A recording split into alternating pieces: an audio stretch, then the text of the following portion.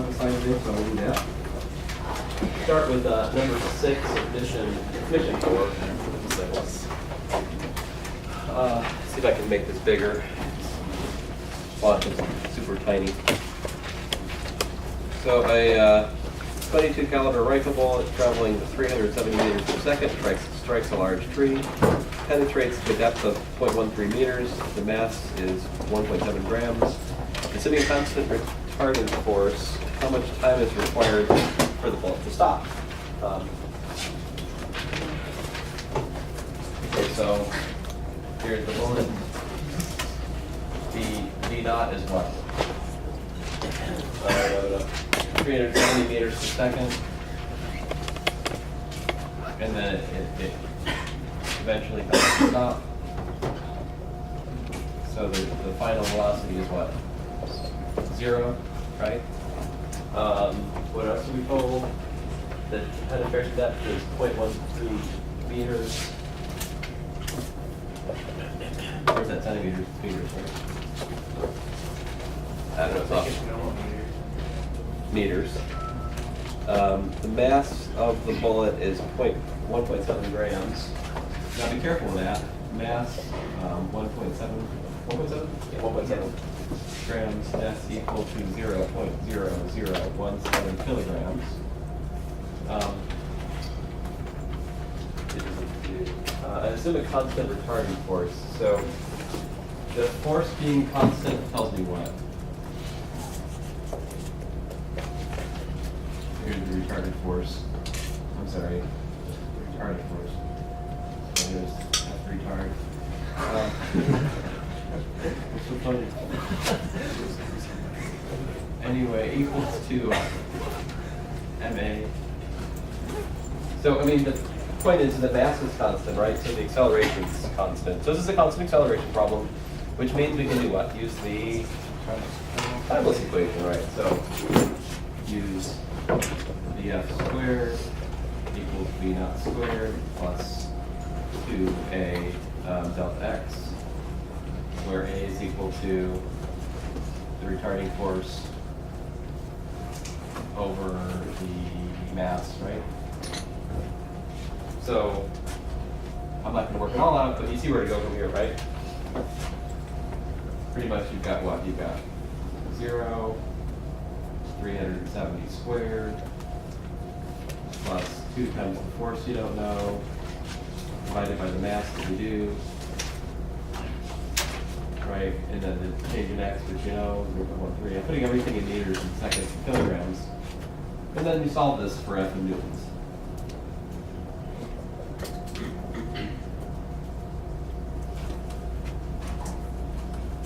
Oh, I seem to have accidentally answered part B first.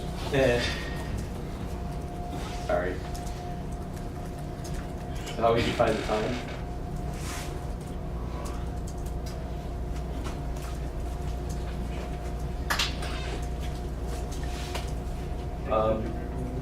Well, the acceleration, right, is equal to the. So I know I work this out, right? I find the force and divide by the mass. So the acceleration is 895 newtons divided by 0.0017 kilograms. What's that equal to?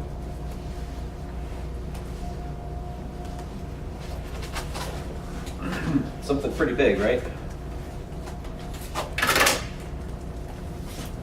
What? Sorry, it's kind of crazy mode.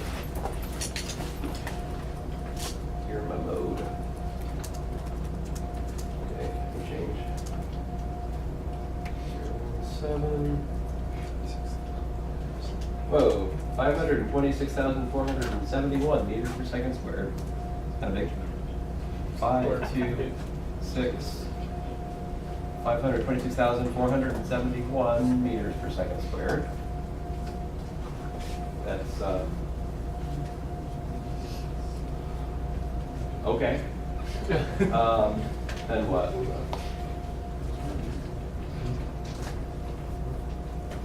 I know that df, right, is equal to v naught plus at, right?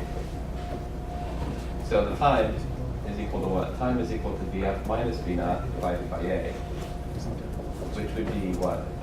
Minus, that's a negative acceleration too, right? So minus there I haven't written. I guess the force is in the left direction, so it's negative. Anyway, so I have minus,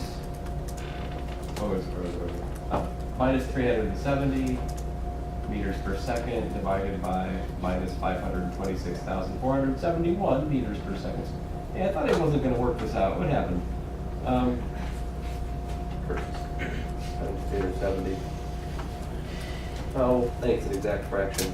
Useless. I got 7.03, give or take, times 10 to the minus 4 seconds. So that's the time it took. Un, dos, tres, cuatro. Okay, yeah. Any questions about this problem?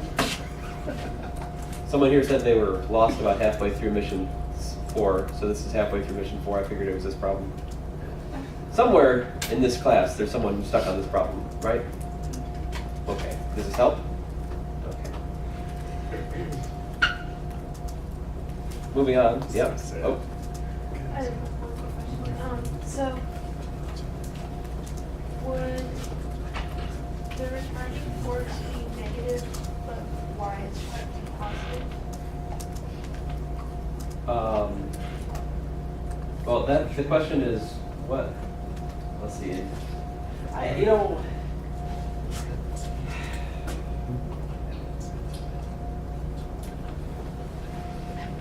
guess they just choose a different coordinate system, basically. I mean, if one assigned was being more careful, they would have asked for the magnitude of the force or told you that they're taking the retarding direction as the positive direction. I could say that they're asking for what's the force the bullet puts on the tree, but that's not what they said. I mean, it is true that there's also, but Is there any way we can petition WebAssign to, like, if you have the correct answer but the wrong sign, just like tell you this is wrong, you have a sign error, instead of just marking it completely wrong? Like a little yellow triangle instead of the red X. So you don't completely rework it, you're just like, oh yeah, I missed the negative here. well, I give you guys like 15 submissions, you can just put a minus on it. Yeah, just try putting a minus on it. I don't know. The problem is that when there's 4 little boxes and all being ready at once, Yeah, really. you're like, okay, there's what, 8 different options. You're just going. I guess it would be good if the instructor told you the answers to the questions before they were due. That'd be one helpful thing. Number 7. You've just landed on planet X. You take out a 250-gram ball, release it from rest at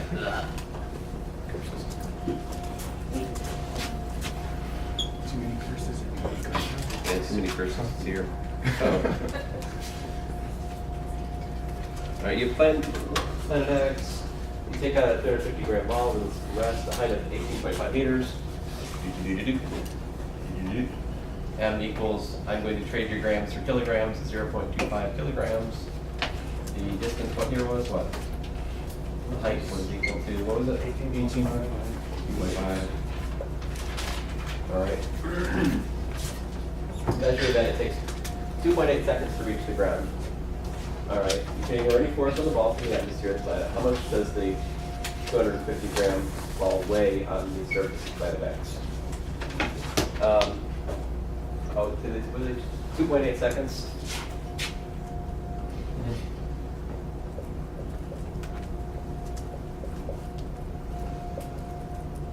Okay.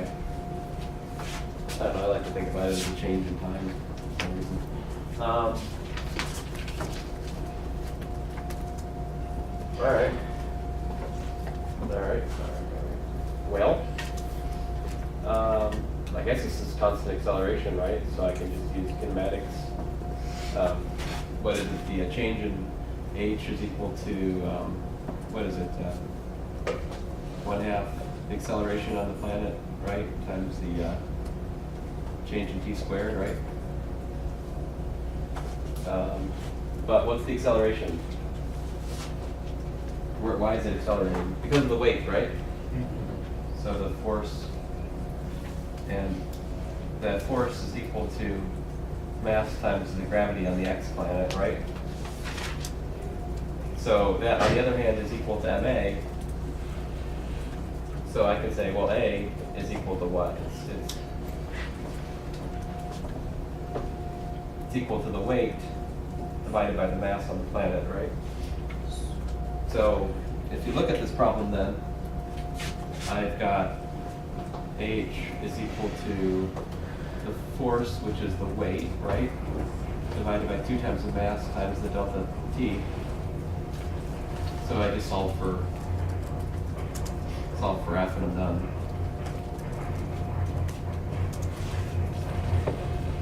Because the acceleration would be the weight divided by the mass, right? Because it's in free fall under gravity on this planet. Make sense? Well, could you also solve it? I guess it's an extra step, but could you also just say the acceleration is going to equal the mass times mg? So the force is going to equal mg, and But what's G? the acceleration. Right. Yeah. Yeah. Oh, you're just saying, so your step one, okay, I got you. Your step one is to calculate, you just calculate A from the kinematics, right? In other words, from the given time, and It's just a little bit different. it's fine. Yeah, that's a valid approach. Number one, calculate A from the kinematics, and then your step two was the force was equal to the mass times the acceleration. Yeah.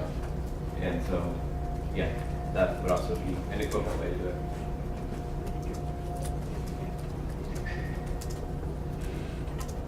Probably a more natural way to do it. Probably. So you define the acceleration. Oh, I guess, so your way to solve A though, basically, to solve, you're just reading into your way of thinking, you would just take this equation, right? And that would give you that A is equal to, 2 times the height divided by the change in the time squared, right? Eventually. Multiply that by the mass. And then multiply it by the mass to get the force, which is the same as saying solve this right equation for F. So, potato. So that's interesting. Okay. Still takes so much more work. Which way? Did the same amount of work. You just already had Plot. Next, 2 crates. This is number 8. 2 crates. One with mass 4 kilograms. The other one was mass 6 kilograms. Set on a frictionless surface in the frozen bucket. Connected by a light rope. A woman wearing golf shoes, so she can get traction on the ice. Really? Oh, it's just to get those spiky things. Pulls horizontally on the 6 kilogram crate with a force F that creates an acceleration of 4.1 meters per second squared. What's the acceleration of the 4 kilogram crate? 4.1 meters per second squared. Okay. This is a good problem though. I mean that seems like a stupid question, but it's a very important question because I'm telling you, this is the thing that keeps. If you don't have that idea in your mind that both crates are moving at 4.1 meters per second squared, if you don't have it in your mind that they share the same acceleration, you really can't solve the problem. That's not something we prove or derive. It's something we assume on the basis of the rope not stretching. So, yeah. What is it? Well, you could solve for the acceleration just use it by finding the force, right? Yeah, but you don't know how the force is transmitted from one thing to the other without that assumption that, like, Isn't a free body diagram? but the rope wouldn't be like taut. It would be like droopy and stuff if they weren't accelerating the same. The distance between them would be changing. It's very complicated. I just remember this distance. Okay, so the question of party I hope we can all get. B, draw a free body diagram for the 4 kilogram crate.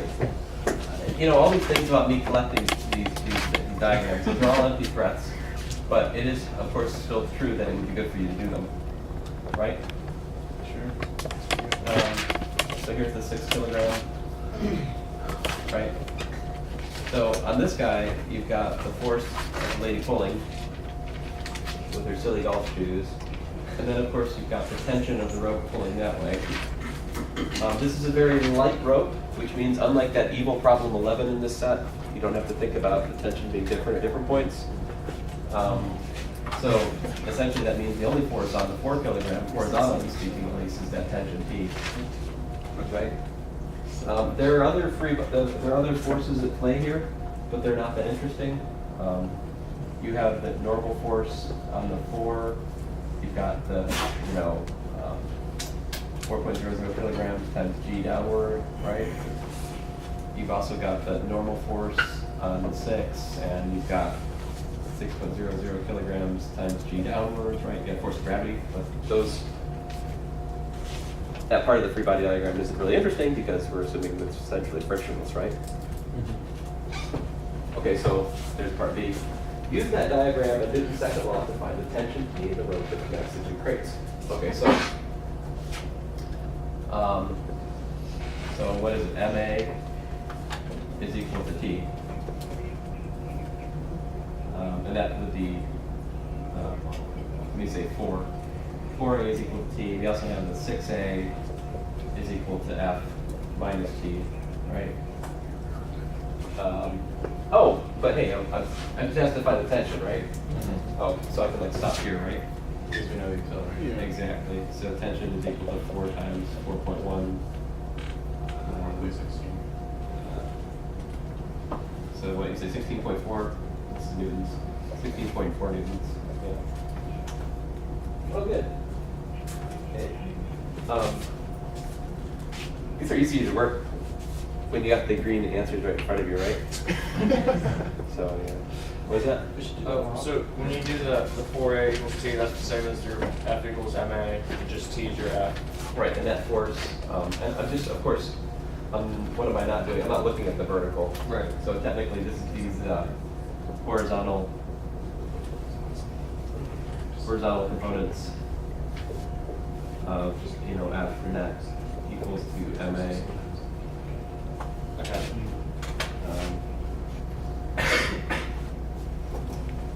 Okay, guys. Then what's C? Draw a free body diagram for the 6 kilogram crate. I already did that. Does it say what's the direction of the net force on the 6 kilogram crate? Well, it better be to the right. Otherwise, it's like really weird. Like I'm pulling on the crate and it's pushing it that way. Must be in the forward. So, yeah, sort of some sort of mutant strength or something.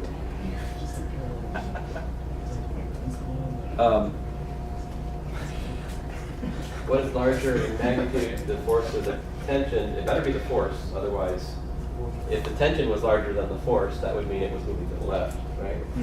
Be correct. Now, is it possible for tension to be greater than? The box is one move. That'd be Well, no, that would be equal. It would have to be 2 forces, one force on one side and then the larger force on the other side, then Well, tension. yeah, I mean, if there were Tension is kind of reaction. if there were other, But the tension would be the result of the other force. I'm moving on to the next one. Yes, one day. They can overcome this one. Sorry, I had questions about that one. Number, what is this? 9? Yeah. To study the damage to an aircraft colliding with a large bird, you designed a test gun that accelerates chicken-sized objects so that the displacement along the gun barrel is given by the following. The object leaves the barrel at t equals 0.025 seconds. You have friction. How long must the gun barrel be? So, did we tell them that x equals 0 is the start? Study damage. I mean, it's assumed that x equals 0. Yeah, I think we're supposed to assume. You have to assume, yeah. So here's the gun. T equals to 0. Over here you've got t equals to 0.025. So the question, if that's where the bullet leaves the gun, you just need to plug in 0.025 seconds into the formula, right? So that's, yeah, you see what I'm saying? You know, 9,000 or something. 9,000 times 0.025 squared plus, or rather minus 70,000 times what?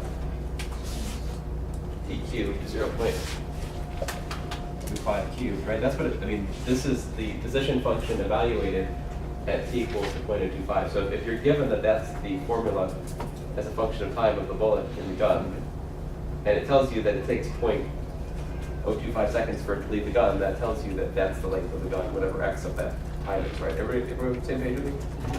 Okay, so whatever that is. Oh, apparently 4.5 feet. So, yeah. Do you want me to actually calculate it? Nope. What will the speed of the object be as they leave the end of the barrel? So the speed, or magnitude of velocity, right? You calculate dx dt. Now dx dt is going to be 2 times 9,000 times the time, right? Minus 70,000 times 3 times the time squared, right?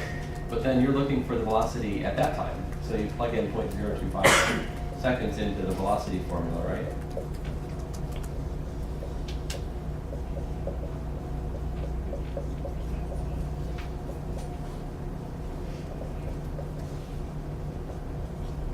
And that turns out to be 319 meters per second approximately. The numbers are less important than the idea here, right? Which is, if you're given a position function as a function of time, you differentiate that to find the velocity, right? And then if you're asking a question about specific times, then you can plug in that time to find out the velocity at that specific time. And the speed is the magnitude of velocity, so. Yeah. What's the net force? So how do you figure out net force? Calculate the acceleration and then multiply by mass. Exactly. So we just do mass times acceleration, but that's mass times dv dt. So, you know, basically that's the mass times what? Times 18,000. yeah, times 18,000 minus 70,000 times 60. You know, plug in t equals 0.025 again. Or 0. One more You have to zero. do it from 0.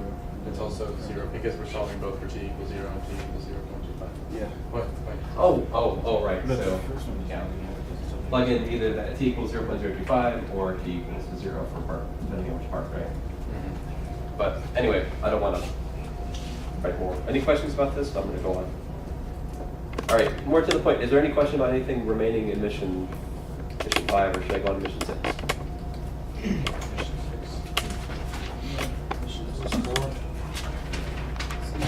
This is like, this is mission 4. I'm sorry. I got it mislabeled 5. Yes, sir. Could you do number 12 in mission 4 real quick?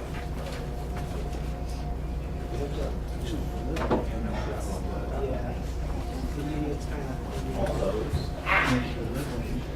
You know, elbows are the worst thing to hit on things. I thought you were asking about number 11. Oh, Close yeah. call. Yeah. Number 12. Thank you, number 12.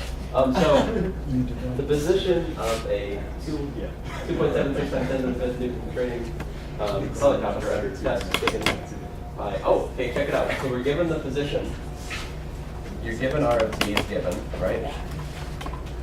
I'm not going to write down too much. I'm going to give you the idea for this one. R is given, right?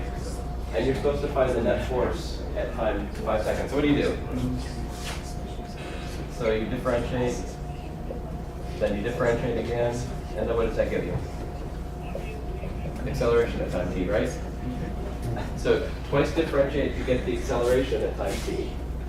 You're supposed to find the net force on the helicopter at what? 5.9 seconds. So F net is what? The mass times the acceleration at that time. What is it? So 5.9 to plug in 5.9 seconds into that formula that you got from differentiating device. When do you find the mass though? The mass is what? Right, it's the weight divided by gravity, right? So 2.76 times 10 to the fifth newtons divided by 9.8 meters per second squared. That gives you the kilograms of the helicopter. Right? So to trade weight for mass, just divide by gravity. Yep. What's the meaning of the units?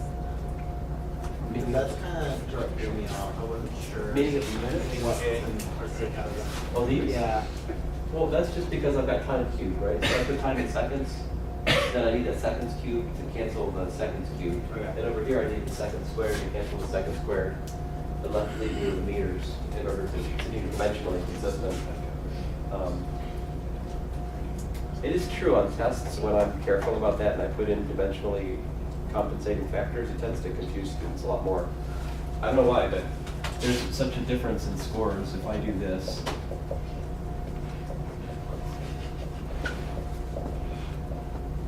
Versus if I do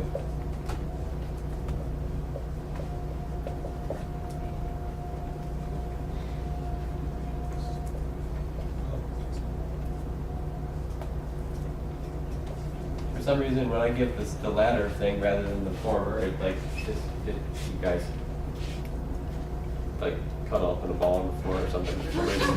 They're just letters, but cramps your style. And that's all he's doing. I mean, he's doing it like a little more explicitly here. He's putting in these dimensionally consistent factors to make it physically reasonable. I know in math we're used to seeing stuff more like this though, because well, math divisions don't care about units. Or they do if they keep it secret. I don't know.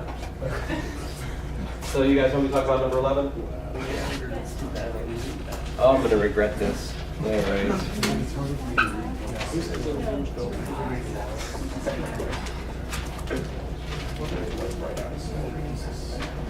Okay, so number 11 is number 11 is a little bit trickier than the other ones. And so here, really, you need a concept which we haven't really talked about yet, but it's still asked, you know, sorry. So the idea here is M is not a point mass, right? Like the mass in the middle, it's an extended object. So there's, really you need the center of mass concept to think about it. What we'll learn is that if you take this whole string segment, right, and think about it as a particle, you should think about it as a particle at the middle, as if it's just a point mass in the middle with mass M, right? That you can think of it that way for certain questions. But let me start at the top. So the larger point here is that the tension is not the same at different points in the row. So you can't assume that you have the same tension in different spots. So let's start with the top thing. I've got 6 kilograms there, right? So of course I've got the force that's pulling up, whatever that is. Is that given? Oh, okay. Great. Then what other forces are on the upper block there? Tension. Right, you have the tension at the top tension, right? And there's one other thing you have. Mg, right? Which one? 6 kilograms. Right. So I'll say 6G, right? Okay, well, forgive me for not writing kilograms, but 6 kilograms times G. That's the free body diagram on the top mass, right? So you're supposed to draw 3 free body diagrams, one for the 6 kilogram block, one for the row, and yet another one for the 5 kilogram block. Okay, so let's see here. So let's think about the row.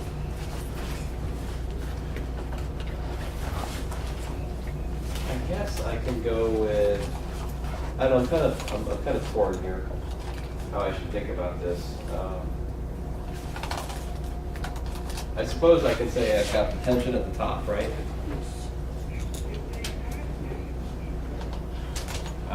I've got the tension at the base, right? That pulls up, that pulls down. What else do I have? NG. Right. And that really is mg because that's the m. And then how about the lowest one there, the 5 kilogram we got?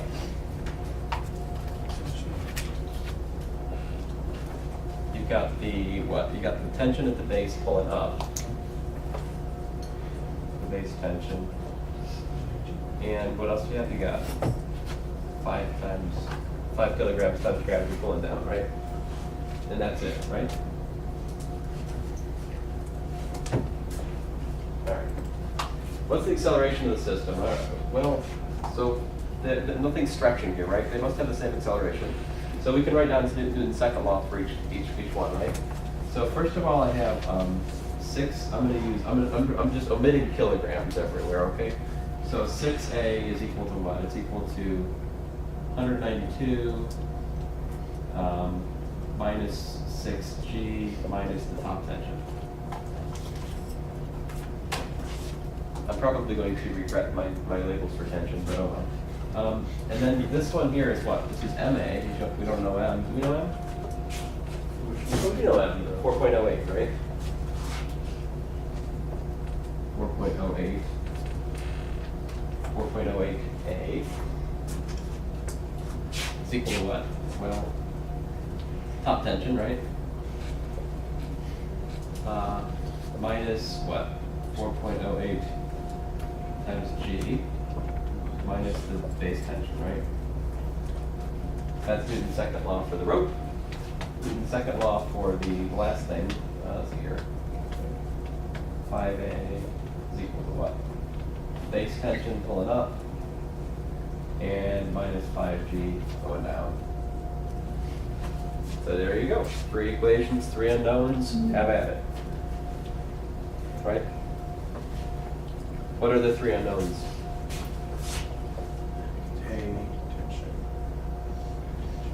A, yeah, the top tension and the base tension, right? So you guys can solve 3 equations, 3 unknowns, right? Well, I hope you can, otherwise you're kind of stuck. I usually add equations in these kind of problems, you know? We've kind of seen this algebra before. So my first move would be to like add the top 2 equations. What would that get me?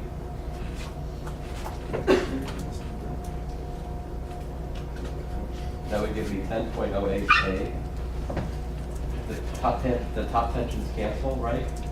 And I get minus 10.08G, the gravity's add, plus 192, minus the base tension. Aha! And then I can get rid of the base tension by just adding the third Newton's law to this is the one I just found from adding, right? I can just then add these 2 together, and then the base tension cancels, right? And that gives me 15.08A. Oops, in green, no. Bases cancel, we have minus 15.08 G plus 192. And so A is equal to what? Minus 15.08 G times 9.8 plus 192 divided by 15.08 meters per second squared. Which is what?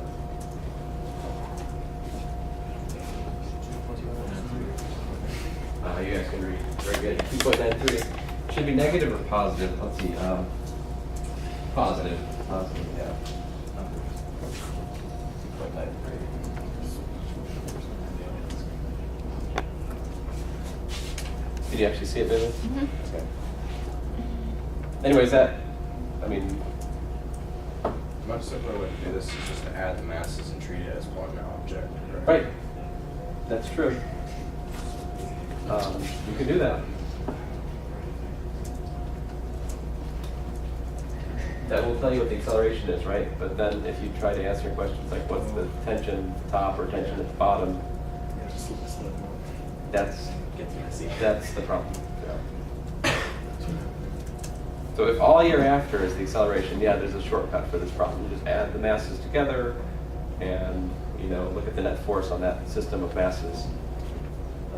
15.08 total kilograms here. The net force is basically the weight, which is this minus 15.08 times g, and the force, the external force, which is applied to 192. So, yeah, you can do that. Just if you're your sole goal is to find acceleration, you don't care about the internal stuff going on here, it's fine. But as you can see, we're also asked what the tension is at the top and the tension at the midpoint. Figure that out.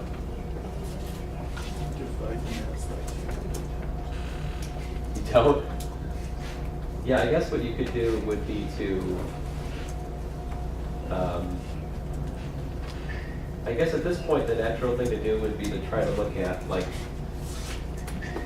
yet another free body diagram. Think about maybe m/2, right? And then on this m/2 you'd have the tension at the midpoint down, right?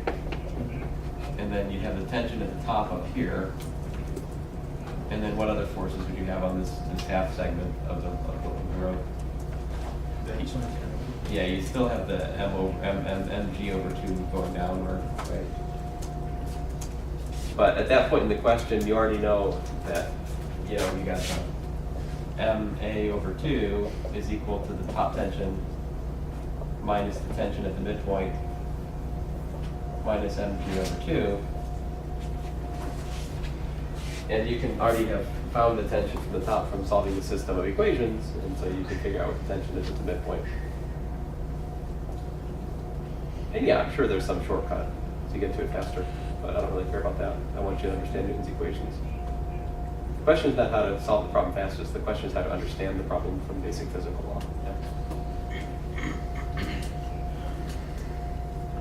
Find a shortcut formula. It might work out for you if I ask the same question on the test, but what if I change it ever so slightly? Exactly. Next.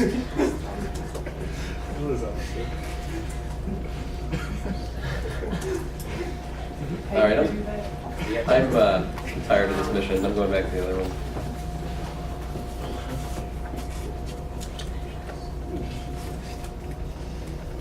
Is this actually mission 5? Yeah, I have these systematically mislabeled for some reason. I don't know. So before I just start working problems, is there specific problems in mission 6 which you want to talk about, guys? Number 5? No. This is mission 5. Oh, I'm an idiot. Is there a specific problem in mission 5 that you want to talk about? It's still number 5? No. Yes. Number 4. Number 4. Okay.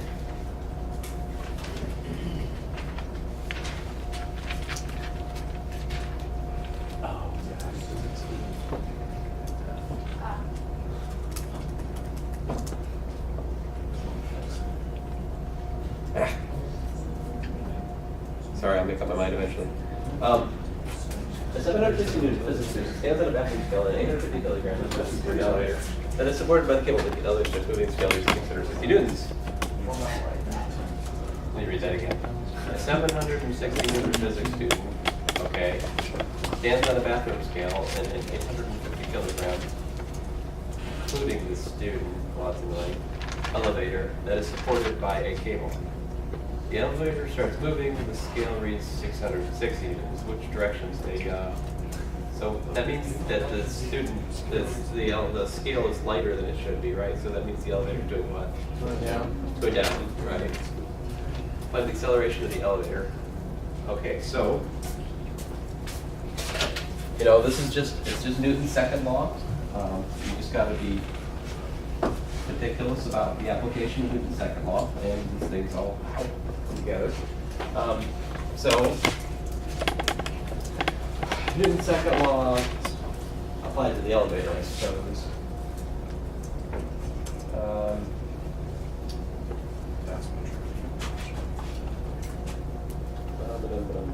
So 850 kilograms.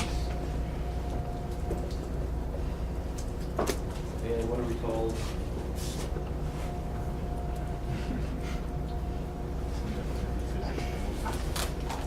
Scale reads. All right, so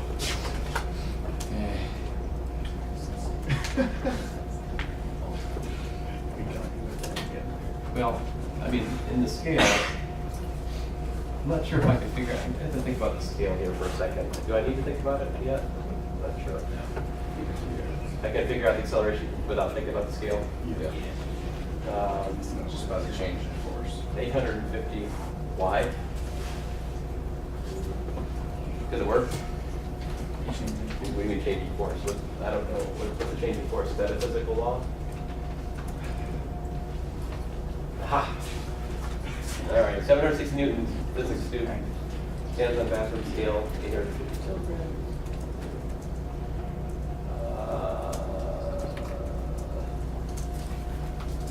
I think I do need to figure out the scale.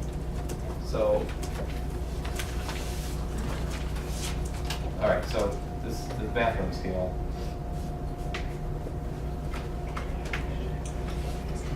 What forces are at play on the bathroom scale?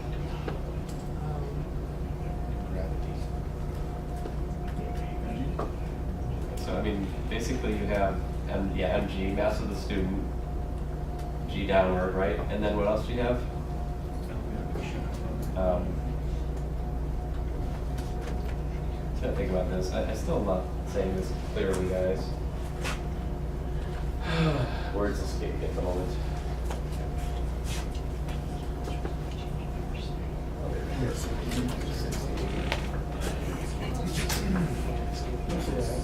Actually, I don't want to talk about the scale. I want to talk about the student.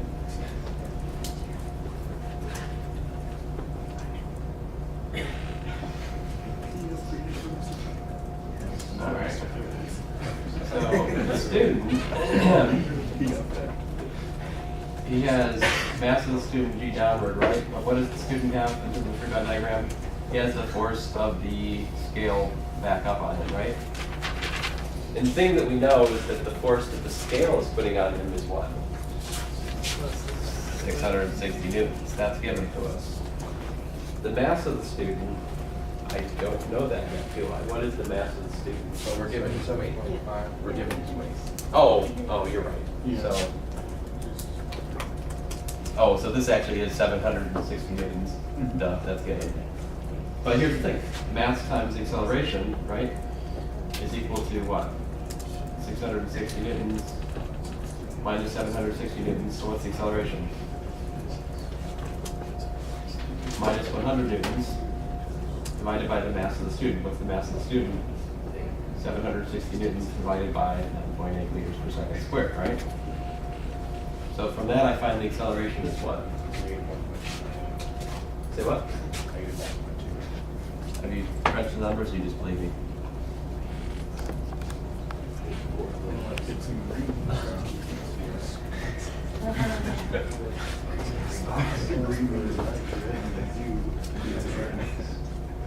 Wouldn't it be the 850 kilograms converted to newtons? That is minus 1 point, that in fact is minus 1.9, right? So that's the acceleration. So the point is, the acceleration of the person inside the elevator is shared by the elevator, right? So I'm using just a kind of simple observation that the person and the elevator share the same acceleration because they're stuck together, right? But I can figure out the acceleration on the person because I know enough about the person and the forces that are planned for us to figure it out. Right? I didn't even use the mass of the. I didn't use that 850 yet, did I? No. What's the acceleration of the scale reads 880? Same calculation, but you replace 880 here and you get what? Positive, right? That means it's going up. Okay. If the scale reads 0, what's the acceleration of the elevator? Well, that's free fall. Okay. Should the student worry?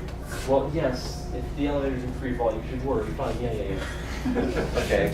Although, wouldn't the scale still read 0 if the elevator was dropping faster?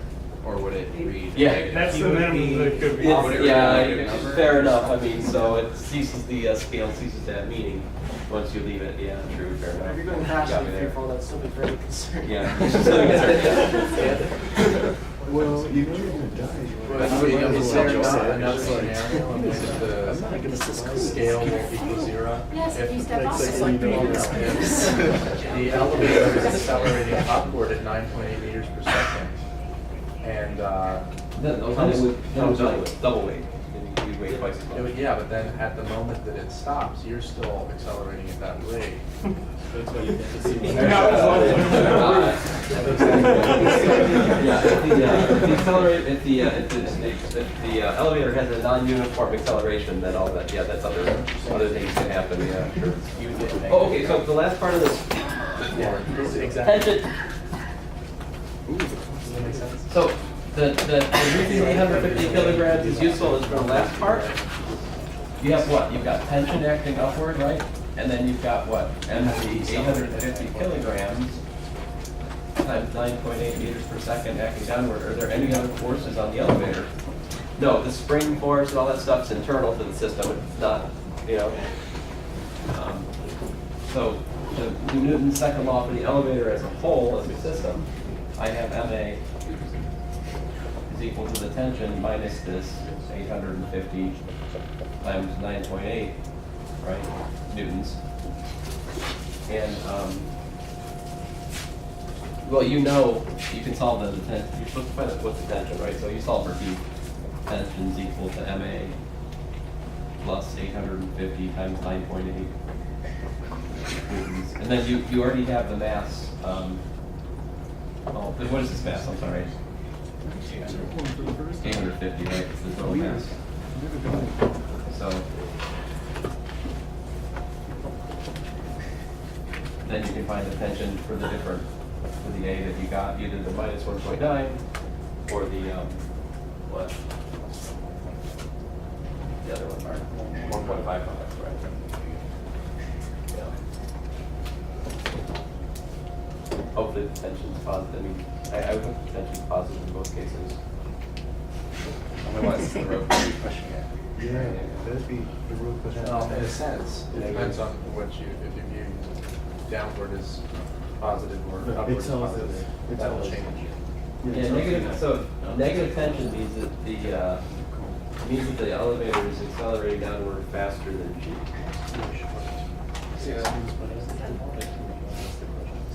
So, yeah. It's that running is going.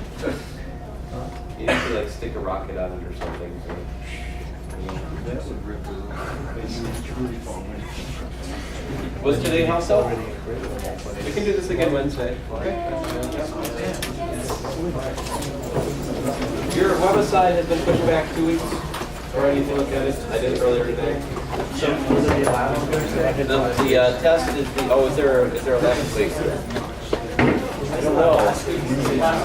You should cancel it. Cancel that